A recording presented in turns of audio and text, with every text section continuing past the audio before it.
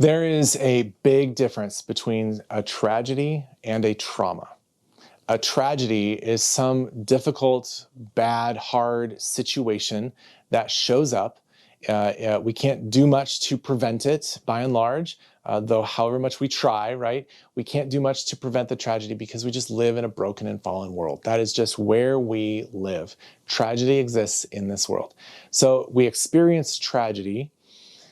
It moves then into a place of trauma when we do not have, in the moment of tragedy, we do not have the presence of kindness.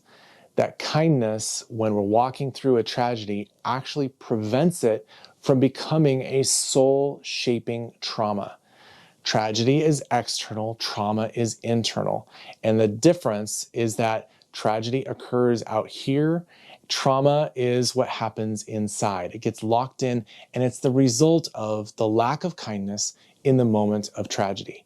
Now, just think back when you were a child and like you fell off your bike, for example, and mom was outside or dad was outside and they saw you fall off the bike. They run to your aid, they scoop you up, and they kind of have us, hear your cry, clean your wound, have a, like, oh, you're going to be okay, some kind words to you. What happened? Tell me what happened.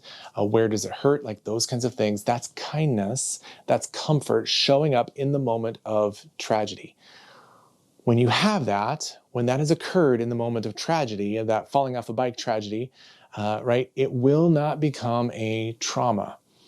However, if you fall off your bike and you get hurt and there is no mother, there is no father, there is no kindness, there is no presence that comes to you and cares for you, that then becomes slowly in the course of the little child's mind and heart, it becomes a trauma. And according to the trauma, it's not just the experience, but it's what I've come to believe about the experience and myself and the world and God and whoever else. That trauma is what I've come to believe about it. So here's what I want to say about that. So for the child who doesn't have that, yeah, they need to clean themselves up. They need to pick themselves up. They need to, find a way to wipe away their tears, wipe away the blood, whatever. The trauma is not about the blood. The trauma is about what they believe about themselves, such as, I am on my own. No one is going to come for me. I have to take care of myself. No one cares for me. I am just a bad athlete. I'm never going to be able to ride a bike. I can't do things. I'm just dumb. My body doesn't work. I always get hurt. Those are the kinds of things that get lodged into our bodies, into our brains, when we don't have the presence of kindness there, because that's what transitions it into a place of trauma. I say all of that, especially in this space where we're talking about emotional unavailability in a marriage. It is a trauma response to where kindness was not known in the context of the original tragedy.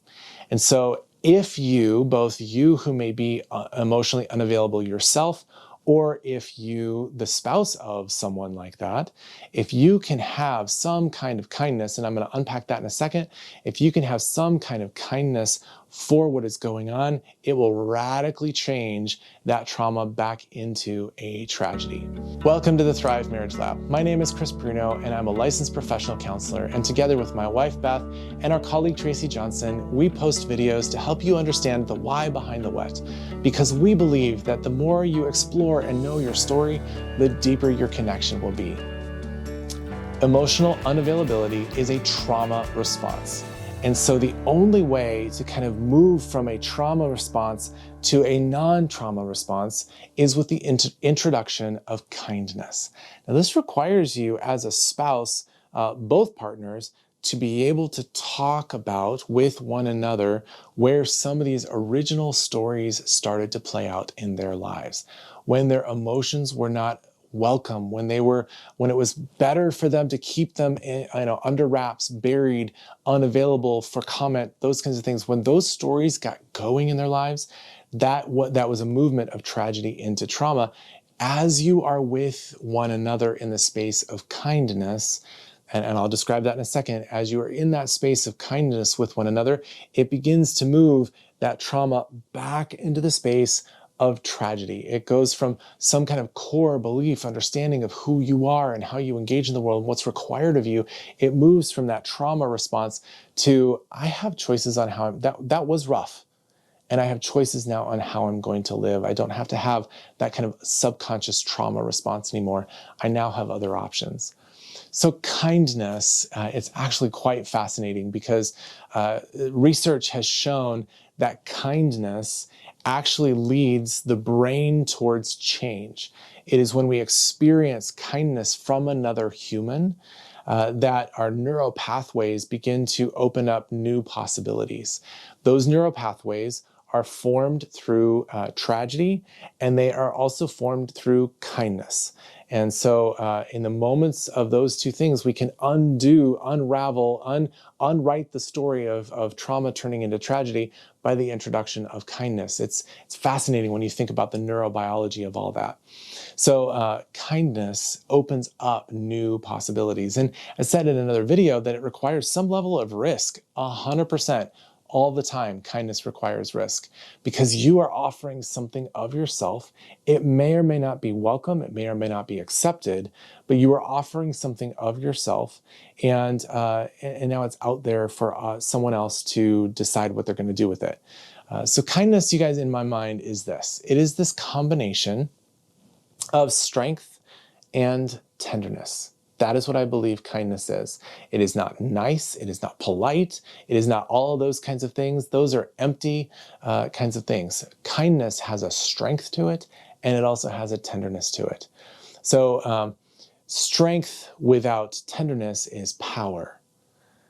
Tenderness without strength is weakness or niceness. So it's the combination of those two things that, just like I said about the parent running to the child, what do they do with their strength? They pick them up. They bring them to themselves. They offer some kind of protection, containment, care. There is some kind of strength that scoops them up out of the road maybe so they don't get run over by a car. There's some kind of strength that goes into play. And in that moment, they're not like squeezing the child. They're not like holding them super tight. They're not like yelling at them for whatever. There's this tenderness that comes with it. There is a strength that says, come here, and a tenderness that says, come here. Those two things, I think, are what make up kindness. I hope that makes sense. So when you're in the context of talking about this vulnerable place of sharing stories where maybe emotions were not welcome in the past, in the background, kindness now actually begins to unravel some of the narrative that was laid out. It begins to carve a new pathway of, oh, maybe I can be emotionally available because you now, my spouse, are going to bring kindness. Whereas before, when I was emotionally available, I did not know kindness, and so therefore I shut it down. It's providing a new opportunity, a new pathway. Because that is one of the ways for us to move forward when our spouse is emotionally unavailable. And when we ourselves find ourselves emotionally unavailable as well. So kindness is that movement towards one another in a generous, thoughtful, intentional, present kind of way. It does require risk. It does require authenticity. It does require vulnerability. But kindness actually is what moves us to the place of change. The more we can experience that kind of kindness, the more we will begin to shift how we show up in the current relationship. Because before, it made no sense to show up that way in the relationship. Now that we experience very intentional kindness in the place of the stories where that occurred, now it begins to unravel. So tragedy turns into trauma with a lack of kindness. Trauma turns back into tragedy with the presence of kindness. I think that's fascinating for how we can begin to unpack some of the things that we've experienced in our lives, in the background of our lives, in the past, narratives that we hold, that we bring with us into our marriages. If we can bring kindness to those stories, new opportunities exist. Thanks so much. See you in the next video.